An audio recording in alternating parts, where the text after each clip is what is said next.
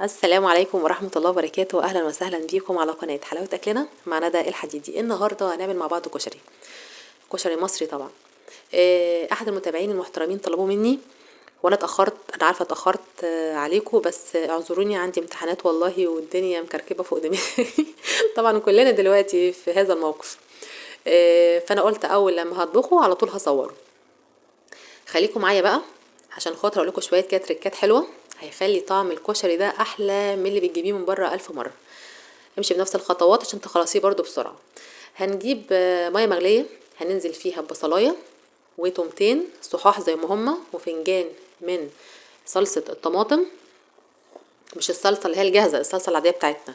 وهنحط عليها معلقه من الكمون وحبه شطه صغيرين وملح. انا بعمل ايه دلوقتي يا جماعه؟ انا بعمل الحمص. تمام كده تمام. وهنزل عليهم بالملح برضو، وانا بعمله بالطريقه دي عشان خاطر لو فضل حبه حمص واكيد هيفضل، فهنشربه زي حمص الشام كده عشان الدنيا ساقعه، فالواحد يدفى كده. تمام. الحمص تكوني نقعاه من قبلها بيوم في الميه عشان خاطر ما ياخدش وقت كتير في السوا. هسيبه بقى مع نفسه. طبعا انا كنت ناسيه الفلفل الاسمر، نسيته كالعاده بكل ساعه. اهو حطيته خلاص. هسيبه بقى لغايه ما يستوي مع نفسه. تمام كده تمام. هعمل جنبه على طول ايه؟ هعمل جنبه العدس بجبه، برضو تكون في ميه مغليه، هنزل عليها بمعلقه من الكمون، وهجيب العدس اكون غسلاه مش نقعاه، هغسله بس.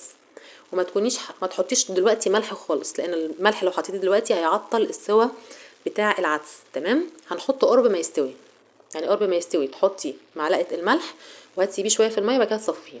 هعمل دلوقتي بقى شويه الرز بالشعريه اللي المفروض تعملوه كده. خلاص.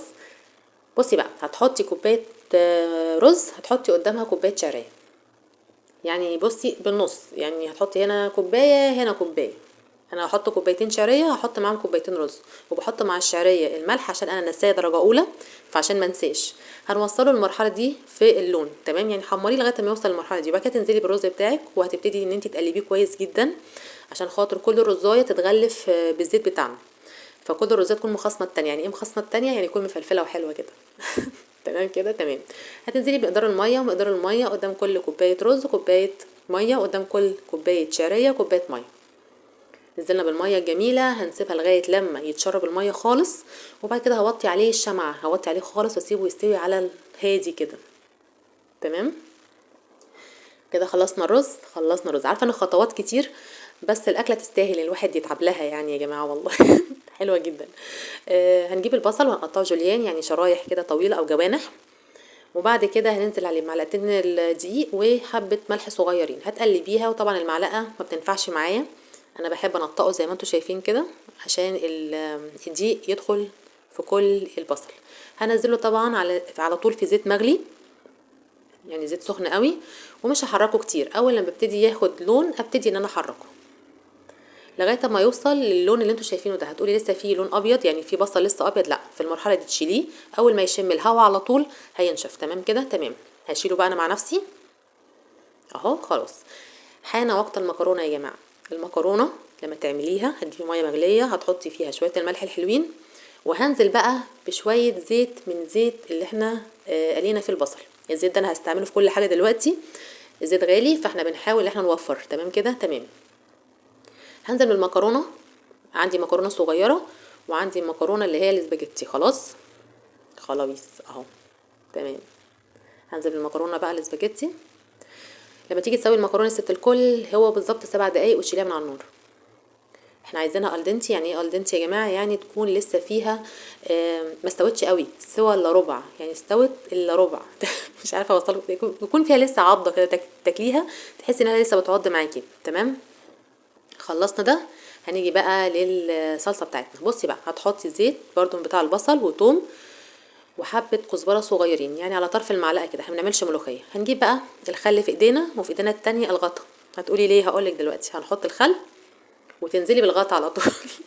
لانك انت لو سبتيها حرب عالميه تانية بتقوم. يعني البوتاجاز ده هيبقى بصي عباره عن زيت وتوم وخل يعني، فاحنا بنتفادى هذا الموضوع. تمام كده تمام.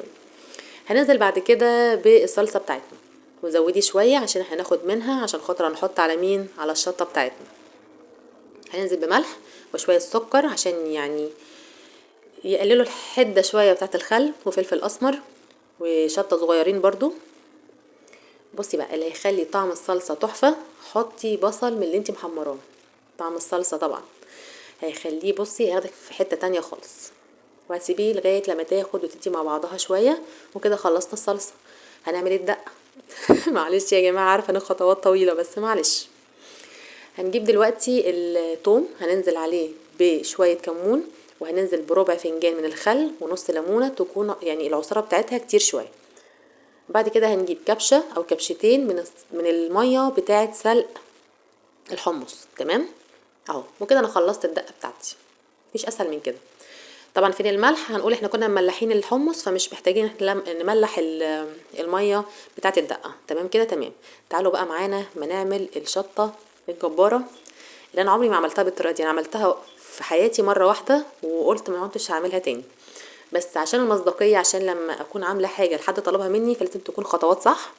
فهنجيب زيت برضو من بتاع البصل اللي احنا قلينا فيها البصل، وهنحط معلقه كبيره من الشطه. مش عايزه اقول لكم اللي حصل لنا يا جماعه واحنا بنعمل الشطه دي.